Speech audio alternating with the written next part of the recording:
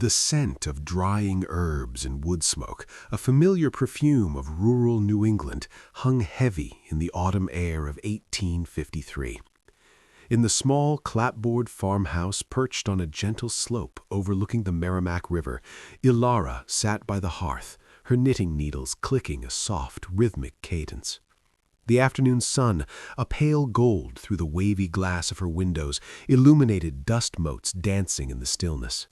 Her husband, Silas, a man whose hands bore the calluses of honest labor, was out mending a section of the stone wall that bordered their modest acreage. Ilara, however, was not entirely at peace. Her gaze drifted to the corner where the new rocking chair sat, a recent acquisition that had caused no small amount of quiet contemplation, not just for her, but for her husband and even their taciturn farmhand, Jedediah. It was a handsome piece, crafted from seasoned maple, its runners elegantly curved, its seat and back a tapestry of woven rush. Silas had purchased it at the town fair, a rare extravagance, persuaded by the itinerant salesman's silver tongue and the promise of restorative motion. Yet Ilara found herself less restored and more unsettled. It was the rocking, the gentle, persistent sway. It was not the effortless glide of a well-balanced cradle, nor the comforting rhythm of a grandmother's embrace. This rocking chair, she felt, demanded something of the body, a subtle, unacknowledged negotiation between the sitter and the design. Her own back, prone to aches after long hours of sewing or tending the garden, did not find the repose she had anticipated. Instead, a peculiar strain, a tightness just below her shoulder blades, seemed to deepen with each sway. This concern, initially a private murmur in her own mind, had begun to echo in hushed conversations with her neighbors. At the ladies' sewing circle, held in the parsonage's cool, shadowed parlor, Mrs. Abigail Finch, a woman of sharp intellect and even sharper needles, had voiced similar sentiments.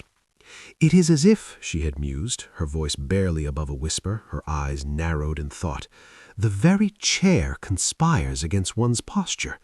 One attempts to settle, to find ease, and the chair, it seems, insists on a perpetual vigilance." This was not a matter of mere fashion, nor a frivolous complaint. The mid-19th century in New England was a time of burgeoning domestic philosophy, of heightened awareness regarding health, well-being, and the pursuit of a well-ordered life. The burgeoning industrial age, with its factories and its relentless march of progress, was also subtly transforming the home, introducing new objects and new challenges. And for many, the rocking chair, that ubiquitous symbol of domestic comfort, had become an unexpected site of inquiry. Ilara knew the history of the rocking chair, or at least what was whispered. It was said to have originated in England, a humble evolution from the ordinary chair, its runners adding a novel dimension of movement. But here, in America, and particularly in New England, it had taken on a particular significance. It was the chair of mothers soothing infants, of the elderly seeking solace, of the weary farmer at the end of a long day. It was meant to be an embodiment of ease, a sanctuary of motion. Yet Ilara's discomfort, and that of her peers, pointed to a growing disconnect between this ideal and the reality of their physical experience. It was as if the very concept of comfort was being subtly redefined, and not necessarily for the better. The quiet apprehension that permeated these discussions was not just about a specific piece of furniture. It was a reflection of a deeper cultural anxiety, a nascent understanding that the objects that filled their lives, the very tools of their domestic existence, could have an unintended and perhaps detrimental impact on their bodies. This was the beginning of a conversation, a quiet unraveling of assumptions centered around the curious case of the rocking chair. Jedediah, the farmhand, was a man of few words, but his observations, when they came, were often sharp and surprisingly insightful. He was a sturdy, broad-shouldered individual, his face weathered by sun and wind, his movements economical and deliberate. He, too, had taken a seat in the new rocking chair, albeit hesitantly. Ilara remembered observing him one evening, after supper, his usual spot by the fireplace occupied by Silas. Jedediah had settled into the rocking chair, his large frame filling its confines, and begun to rock. But his rocking was different from Alaris. It was less a gentle sway and more a deliberate, almost investigative movement. He rocked back and forth, his brow furrowed in concentration. Alara watched, intrigued. He would rock forward, leaning slightly, then rock back, his posture seeming to adjust with each motion. Finally, with a grunt that could have meant anything from satisfaction to mild annoyance, he had risen and returned to his accustomed place on the worn stool by the stove, his large hands clasped over his knees, his gaze fixed on the flickering flames. Later, as Silas was cleaning his tools in the barn, Jedediah had approached him. Alara, mending a tear in Silas's work shirt nearby, had caught fragments of their conversation. "That chair," Jedediah had begun, his voice a low rumble, "it demands a settling. Not a simple settling, mind you. It guides the body." Silas, wiping grease from his hands with a rag, had looked up, his expression one of mild curiosity. "Guides it how, Jedediah?" "Well," Jedediah had paused, searching for the right words, a rare occurrence. "You lean back, see? The chair goes with you. But then, to bring it forward, you gotta push. Not a big push, mind, a subtle one. And that push, it makes you arch your back, just a touch. And then when you lean back again, it's a different kind of rest, a resting that's engaged." Silas had nodded slowly, a flicker of understanding in his eyes. He too had felt something akin to this, though he'd attributed it to the novelty of the rocking motion, the unfamiliarity of the seated position. He was accustomed to the sturdy, grounded support of a simple wooden chair, a chair that offered unwavering stability. This rocking chair, however, was in constant flux. "It's the curves, perhaps," Silas had mused, looking at the chair from across the room. "The way they are shaped. They don't simply support, they coax." "Aye, coax. And sometimes the coaxing ain't quite right. Makes a man feel out of alignment, like he's working against the wood even as he's meant to be resting." Their conversation, brief and to the point, highlighted a nascent understanding of what would, much later, be termed ergonomics.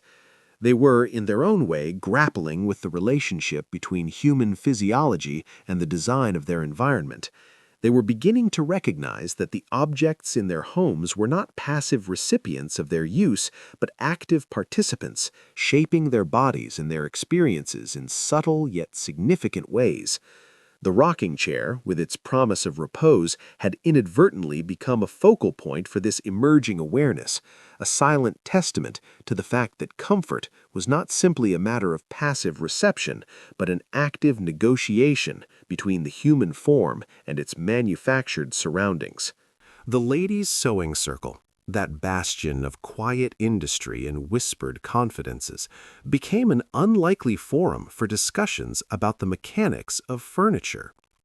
Ilara, emboldened by Mrs. Finch's earlier pronouncements, found herself articulating her own unease more fully. "It's the way one's weight shifts," she explained to the gathered women, her voice earnest, her fingers stilling their embroidery work. "When I sit in our new rocker and I try to settle back, to let my shoulders relax, there's a moment, just a fleeting moment, where I feel my lower back pulled forward as if the seat itself is subtly tilting me. And then, when I try to rock forward to find a more upright position for my sewing, my thighs feel pressed against the edge of the seat, and the runners, they seem to demand an almost imperceptible push from my feet, a constant engagement that prevents true stillness." The other women listened, their needles pausing. Young Martha, barely 20, her face still soft with youth, nodded vigorously.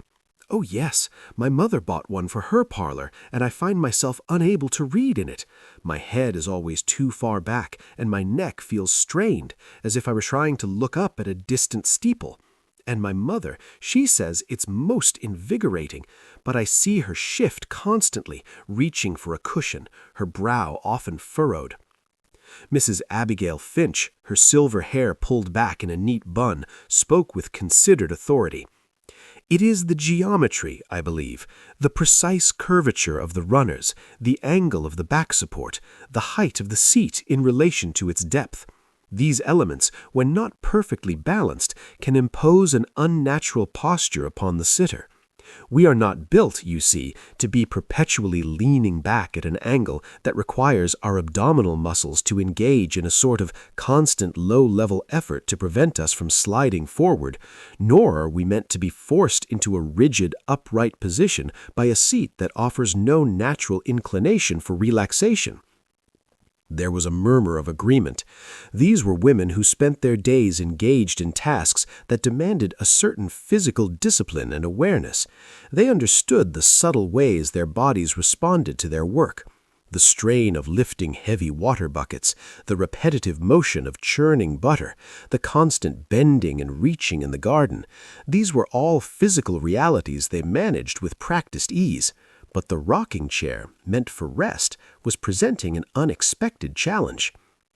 "It is as if," continued Mrs. Finch, her voice deepening with contemplation, "the artisan has focused on the idea of rocking, the visual and conceptual appeal of the motion, without fully considering the physiology of the sitter.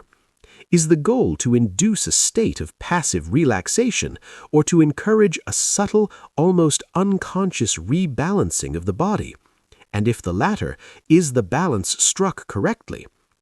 The discussion turned to the various types of rocking chairs they had encountered. Some were simple, almost primitive, with broad, flat seats and gently curved backs, offering a more grounded, less precarious motion. Others were more elaborate, with carved ornamentation and intricately woven seats, their designs emphasizing aesthetic appeal over, perhaps, physiological function. "My grandmother's rocking chair," offered Agnes, a widow whose hands were gnarled with years of farm work, "was nothing but a sturdy wooden chair with two long curved pieces of wood attached to its legs. It rocked, yes, but it felt grounded. This new one, with its slender runners and its deeply curved seat, it feels like it's always on the verge of tipping or pulling you into a position that feels compromised." The term ergonomics was of course unknown, but the underlying principles were being grasped, articulated through shared experience and a deep, intuitive understanding of the body. The rocking chair, intended as a symbol of comfort and ease, was instead becoming a subtle lesson in the mechanics of posture, a quiet revolution in how these New England women perceived their relationship with the domestic objects that surrounded them. Silas, a man of practical inclinations and a deep respect for craftsmanship, found himself drawn into the burgeoning concern surrounding the rocking chair. His own discomfort, initially dismissed as a matter of adjustment, was becoming more pronounced. He would sit in the chair after a long day in the fields, hoping for a moment of respite, but instead he found himself subtly shifting his weight, his shoulders tensing, his lower back aching in a way that felt alien to him. He began to examine the chair with a craftsman's eye. He ran his hands over the polished maple, tracing the curves of the runners, feeling the subtle pitch of the seat. He noted the way the back was angled, the height of the armrests. He even observed the density and weave of the rush seat, wondering if its slight give or firmness played a role. One afternoon, while mending a broken fence, he found himself contemplating the design of a simple wooden stool. Its legs were straight, its seat flat and broad. It offered unwavering support, a stable platform. He contrasted this with the rocking chair, a contraption designed for perpetual yet controlled motion. "It's the dynamic nature of it, Ilara," he explained to his wife one evening, gesturing with his pipe as he spoke. "A simple chair, it remains constant. It supports you in one singular way. But this rocker, it's a moving target, in a manner of speaking. The angle changes, the pressure points shift, and if those shifts aren't perfectly aligned with the natural resting positions of the body, well, then you're not truly resting. You're working to maintain equilibrium, to avoid discomfort." He even sought out the opinion of Mr. Henderson, the carpenter who lived down the lane, a man renowned for his sturdy, practical furniture. Mr. Henderson, a stout man with flour-dusted hands from his wife's constant baking, examined Silas's rocking chair with a critical eye. "Aye, Silas," he said, his voice a low rumble. "It's a pretty thing, no doubt. The curves are smooth, the finish is fine, but there's a delicate balance to these rockers. Too shallow and it rocks too much, too violently. Too deep and it doesn't move freely enough, requires too much effort to initiate the sway. And then there's the seat. If it's too high, you feel like you're perched. Too low and your knees are too bent. This one," he paused, running a calloused thumb along the curve of a runner. "The radius of these curves, they're quite pronounced. And the seat, it slopes backwards just a touch too much, I'd wager, for a long period of sitting." Mr. Henderson's observations, though couched in practical, everyday language, touched upon the very essence of ergonomic design. He was speaking of the arc of motion, the relationship between seat height and leg angle, the importance of the lumbar curve. Silas found a strange sort of reassurance in these discussions. It wasn't just his imagination. It wasn't simply a matter of his own aging body. There was a discernible, tangible quality to the discomfort, an intrinsic aspect of the chair's design that was at play. He began to consider how a chair could be designed not just for aesthetic appeal or even for the simple act of rocking, but for the well-being of the persons seated within it. This was a subtle but significant shift in perspective, moving from the object itself to the interaction between the object and the human body. The rocking chair, in its very design, was forcing a contemplation of this relationship, a new way of thinking about the furniture that populated their homes. The cultural context of mid-19th century New England provided fertile ground for this nascent concern over the rocking chair's ergonomics. It was an era marked by a burgeoning interest in health and hygiene, fueled by a combination of scientific advancements and a prevailing domestic philosophy that emphasized the home as a sanctuary of well-being. The burgeoning sanitary reform movement, though not yet in its full bloom, was beginning to influence public discourse. Ideas about fresh air, cleanliness, and the avoidance of noxious humors were gaining traction. In this environment, anything that could contribute to physical health and comfort, or conversely anything that seemed to detract from it, was subject to scrutiny. Furthermore, the rise of the middle class and the increasing availability of manufactured goods meant that more households were acquiring furniture designed for comfort and leisure. The rocking chair, once a rarer commodity, was becoming a common feature in parlors and bedrooms. This wider adoption meant that more people were experiencing its particularities, and therefore more people were developing opinions, and often concerns. The emphasis on domestic economy also played a role. While not strictly an economic concern, the idea of maintaining a healthy and functional household was paramount. A piece of furniture that caused discomfort or even mild pain was, in essence, an inefficient or even detrimental addition to the domestic sphere. It was a subtle drain on one's energy and well-being, hindering the ability to engage in productive tasks or to fully enjoy moments of repose. The prevalent theories of the body, while rudimentary by modern standards, were also influential. Phrenology, with its focus on the skull's contours, was popular, as was the humoral theory of medicine, which posited that imbalances of bodily fluids caused illness. While these theories might seem far-fetched today, they reflected a genuine desire to understand the human body and its workings. In this context, any object that seemed to interact with the body in a peculiar way, like the rocking chair, could be seen as potentially impacting these delicate internal balances. The Transcendentalist movement, with its emphasis on individualism, self-reliance, and the inherent goodness of nature, also contributed to a heightened awareness of the body and its needs. While not directly related to furniture design, the underlying philosophy encouraged individuals to listen to their own bodies and to seek harmony with their surroundings. In this intellectual and social climate, the subtle discomforts associated with the rocking chair were not merely dismissed as personal idiosyncrasies. They were, for some, tangible evidence of a design flaw, a misalignment between manufactured object and human form. This was a society on the cusp of recognizing that the physical environment had a profound impact on the human experience, and the rocking chair, in its gentle, persistent sway, had become an unexpected catalyst for this realization. The conversations among the women of the sewing circle were not merely laments, they were also exchanges of attempted solutions. Ilara, ever resourceful, had experimented with placing a folded wool blanket on the seat of her rocking chair.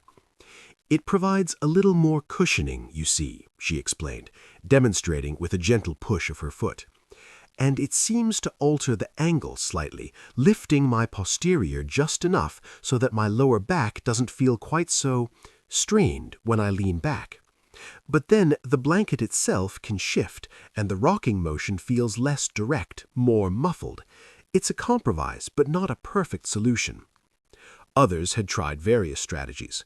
Mrs. Gable, whose home was filled with sturdy, practical furniture, had declared her own rocking chair unsatisfactory for prolonged occupation and relegated it to the seldom-used guest room. Young Martha, desperate for a comfortable reading chair, had discovered that by placing a small, square footstool in front of her rocking chair, she could prop her feet up. This, she reported with a triumphant smile, significantly reduced the strain on her neck and shoulders, as it allowed her to lean back more fully without the sensation of sliding forward. "It's as if," Martha explained, her eyes bright, "by providing a stable support for my feet, I create a different pivot point, and the chair's rocking motion then feels more natural, less demanding. My body doesn't have to work so hard to maintain its position." This simple act of propping one's feet, a seemingly minor adjustment, highlighted a fundamental aspect of the rocking chair's ergonomics. The motion of rocking is intrinsically linked to the sitter's center of gravity and their ability to engage or disengage certain muscle groups. Without adequate support for the lower body, the act of rocking could indeed lead to strain. Silas, observing these discussions and experiments, began to consider the design from a more structural perspective. He thought about the relationship between the seat's depth and its height, and how these dimensions interacted with the lengths of a person's legs. He considered the importance of lumbar support, a concept that was slowly emerging in discussions about posture and health, though not yet formally articulated in the way we understand it today. "Perhaps," Silas mused aloud one evening as he oiled his tools, "a slightly deeper seat would allow one to sit further back, distributing the weight more evenly, and a gently curved back designed to cradle the natural curve of the spine, rather than simply offering a flat surface to lean against." These were not revolutionary ideas, but they represented a shift in thinking. The focus was moving from the simple function of rocking to the complex interaction between the chair's design and the human body's needs. The rocking chair, intended for repose, was inadvertently becoming a subject of study, a catalyst for a more considered approach to furniture design that prioritized the physical well-being of the sitter.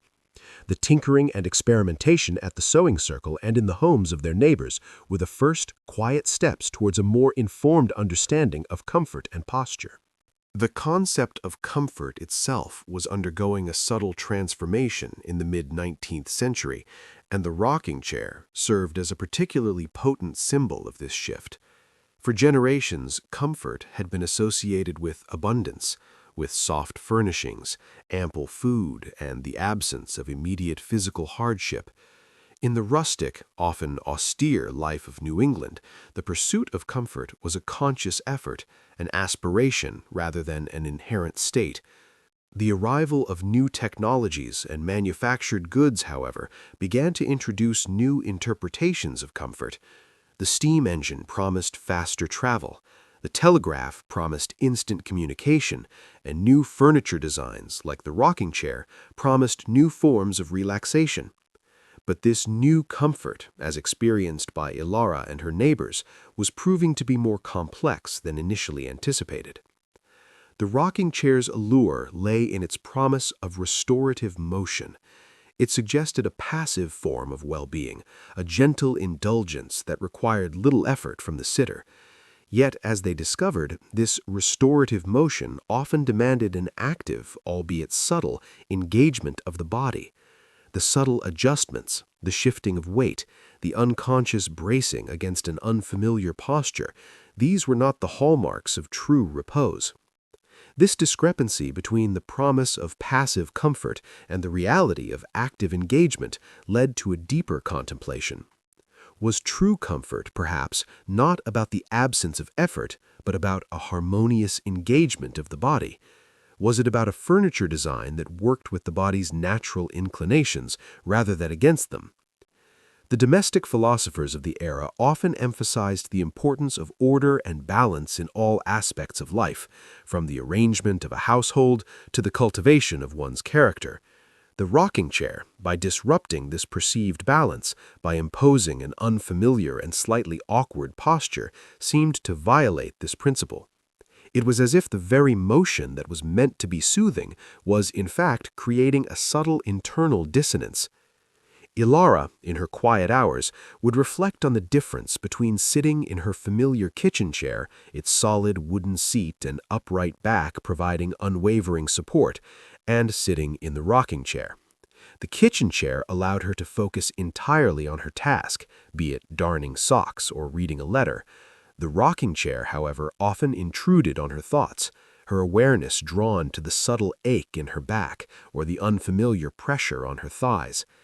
This was not a rejection of progress, but a nuanced understanding of its implications.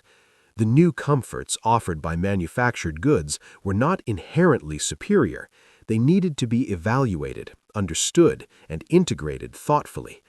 The rocking chair, in its well-intentioned design, was forcing a reassessment of what true comfort meant, pushing individuals to consider the physical consequences of their domestic choices. It was a quiet awakening, a slow realization that the most comfortable objects were those that best understood and accommodated the human form. The whispers of concern about the rocking chair's design were not confined to the women of the sewing circle. The men, too, had begun to voice their own observations, though often in a more practical, less philosophical vein. Silas, in his conversations with other farmers and tradesmen at the general store, found a shared sentiment. "It's a peculiar thing, ain't it, Silas?" remarked old Farmer McGregor, his voice a raspy rumble. "My wife, bless her heart, bought one of them fancy rocking chairs last spring.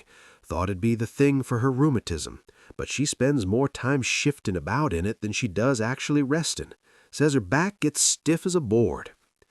"Aye, McGregor," Silas replied, stirring his cup of lukewarm coffee. "I've noticed something similar. Mine, it seems to push you forward when you lean back, requires a constant subtle effort from your lower back to keep from sliding, and then when you try to sit up, your thighs feel pressed against the edge." The conversation would then often devolve into practical anecdotes and attempts at rudimentary biomechanical explanations. Jedediah, the farmhand, with his innate understanding of leverage and balance from his years of working with tools and animals, offered his own observations. "It's the way the weight is distributed," Jedediah explained one evening to a group gathered around the pot-bellied stove at the store. "When you're sitting in a plain chair, your weight's planted, solid. With this rocker, your weight's always shifting, and if the angle of the runners ain't just so, it throws your whole balance off. You end up using muscles you don't normally use for resting, trying to keep yourself from tipping or sliding." He gestured with his rough, calloused hands. "Imagine trying to balance a sack of grain on a rolling barrel. You can do it for a bit, but it tires you out. This chair, it's like that barrel. It's always a little bit rolling." The men discussed the relative merits of different chair designs they had encountered. The sturdy, high-backed chairs of earlier generations were often cited as more comfortable for prolonged sitting, even without the benefit of rocking. The simple, unadorned wooden chairs, with their flat seats and upright backs, were seen as providing a more stable and less demanding form of support. "It's the curves," declared Mr. Gable, the blacksmith, a man of few words but keen observation. "The way they're designed, they seem to assume a certain shape of person or a certain way of sitting that doesn't fit everyone. A well-made chair, it should fit the body, not the other way around." These discussions, occurring in the hushed confines of the general store or during breaks from manual labor, were a testament to a growing, albeit informal, understanding of human factors in design. The men, like the women, were recognizing that the objects of their domestic lives had a tangible impact on their physical well-being. The rocking chair, with its alluring promise of repose, had become a focal point for this quiet exploration. a symbol of a new awareness that comfort was not merely a passive state, but an active negotiation between the human body and its manufactured environment. The philosophical underpinnings of this growing concern about the rocking chair's ergonomics can be traced to several intellectual currents of the era. The prevailing domestic philosophy, which viewed the home as a haven of order, virtue, and well-being, meant that any object that disrupted this harmony was worthy of scrutiny. A rocking chair that induced discomfort or a feeling of being out of sorts was seen as an unwelcome intrusion into this sanctuary.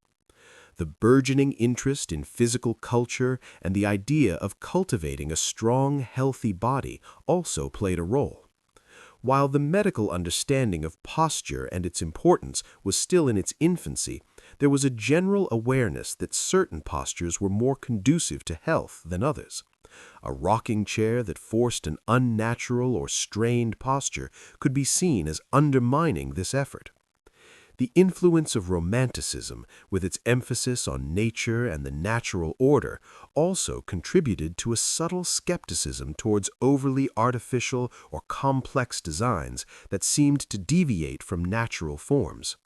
While the rocking chair was a man-made object, its purpose was to mimic a natural, soothing motion. When that motion felt forced or unnatural, it could be perceived as a failure of design. Moreover, the broader societal anxieties of the mid-19th century, the rapid pace of industrialization, the shift from rural to urban life, the increasing complexity of social structures, fostered a desire for stability and grounding. The rocking chair, in its perpetual motion, could be seen as embodying this unsettling flux, and when its design failed to provide a truly stable and comfortable base for its sitter, it amplified these anxieties. Ilara, in her quiet contemplation, often returned to the idea of a well-ordered life. She believed that each aspect of her home, from the cleanliness of her floors to the arrangement of her possessions, contributed to the overall harmony of her household. The rocking chair, with its subtle disruptions, felt like a discordant note in this carefully orchestrated symphony. "It's as if," she confided to Mrs. Finch one afternoon, "the chair is whispering to my body, telling it to hold itself in a way that feels unnatural, that requires a constant low-level tension. And that tension, however small, spills over into the rest of my being. It makes it harder to concentrate on my knitting, harder to find peace in a quiet moment." This was not a complaint about the act of rocking, but about the way the chair facilitated that act. It was a recognition that the physical experience of comfort was intrinsically linked to the alignment of the body and the design of the object intended to provide that comfort. The rocking chair, in its elegant curves and its promise of repose, was inadvertently forcing a deeper consideration of what it meant to be truly comfortable, a contemplation that extended beyond mere aesthetics to the fundamental interaction between humans and their manufactured world. The craftsmanship of the era, though often meticulous and skilled, was not always informed by a deep understanding of biomechanics. Furniture makers were primarily concerned with aesthetics, durability, and traditional construction methods. The idea of designing for specific physiological needs was a relatively new concept, still in its nascent stages. Silas, with his appreciation for well-made things, understood the skill involved in crafting his rocking chair. He admired the smooth finish, the precise joinery, the elegant curve of the runners. He knew that the artisan who made it was a man of talent, but he also recognized that talent, without specific knowledge, could lead to unintended consequences. "It's like a blacksmith shaping a horseshoe," Silas explained to Mr. Henderson, the carpenter, as they examined the chair together. "He can make it look beautiful, perfectly formed, but if the curve isn't right for the horse's hoof, if it rubs or pinches, then it's not a good horseshoe, no matter how fine it looks."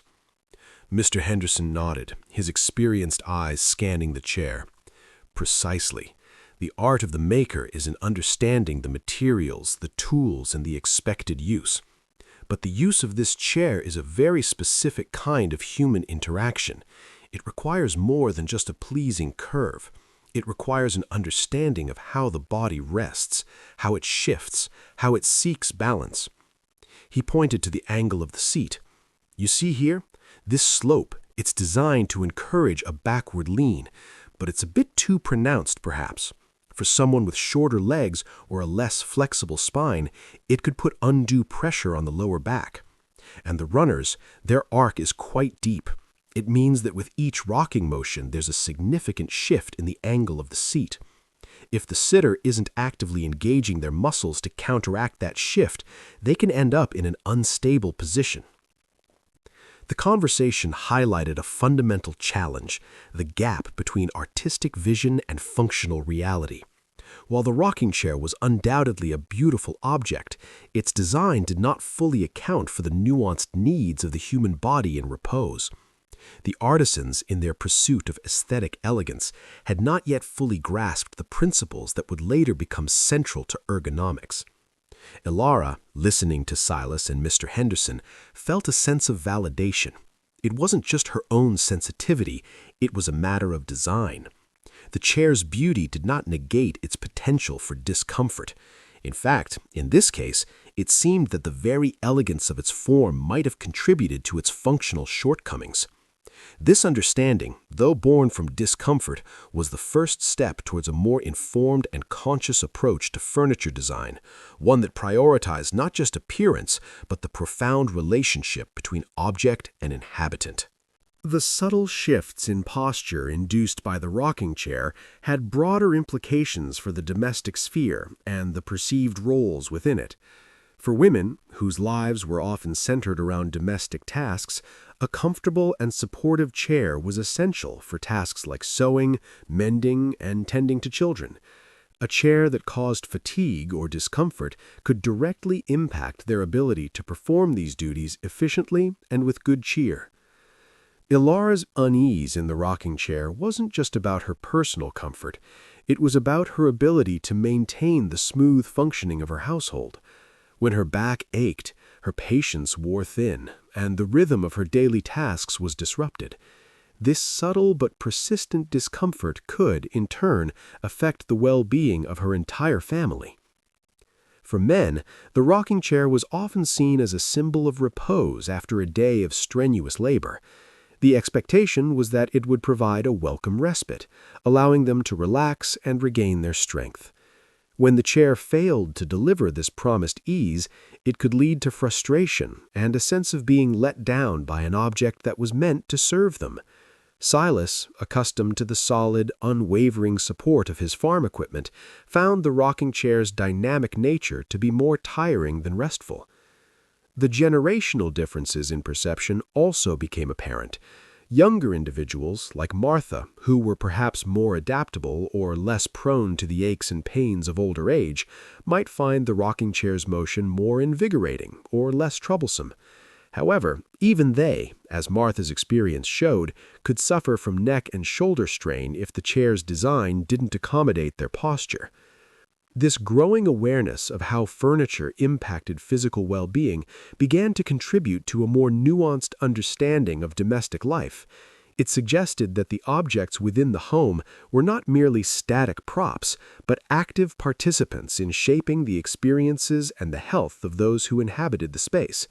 The rocking chair, with its deceptively simple motion, became a focal point for these reflections, highlighting the intricate relationship between human physiology, design, and the pursuit of a comfortable and well-ordered life. It was a quiet revolution, one that began with the subtle discomfort in a rocking chair and rippled outwards, influencing how people viewed their homes and their own bodies. The broader cultural anxieties of the mid-19th century, though not directly linked to furniture design, provided a backdrop against which the concern over the rocking chair's ergonomics could be understood. The rapid industrialization and urbanization of the period led to a sense of displacement and a longing for the perceived stability of the past. The familiar rhythms of rural life were being replaced by the ceaseless hum of machinery and the anonymity of the growing cities. In this context, the home became an even more important sanctuary, a place of refuge and continuity. The objects within the home were expected to provide comfort, familiarity, and a sense of grounding. When a piece of furniture, like the rocking chair, failed to deliver this promised ease, it could amplify these underlying anxieties. It was as if the very foundations of domestic comfort were being subtly undermined. The pursuit of a well-ordered life, a concept championed by many thinkers of the era, extended to every aspect of domesticity. This included the careful selection and arrangement of furniture, with the expectation that it would contribute to the overall harmony and efficiency of the household. A rocking chair that caused physical discomfort could be seen as a disruptive element, an obstacle to achieving this ideal order. Furthermore, the burgeoning interest in health and well-being, while a positive development, also meant that people were becoming more attuned to their bodies and their physical sensations. Any discomfort, no matter how subtle, was more likely to be noticed and questioned. The rocking chair, by its very nature of inviting repose, brought the sitter's physical experience to the forefront, making them more aware of the subtle ways their bodies were being positioned and supported. Ilara, as she sat in her rocking chair, often found her thoughts drifting to the changing world outside her farmhouse. The familiar landscape was slowly being altered by new roads, new factories, and new ways of life.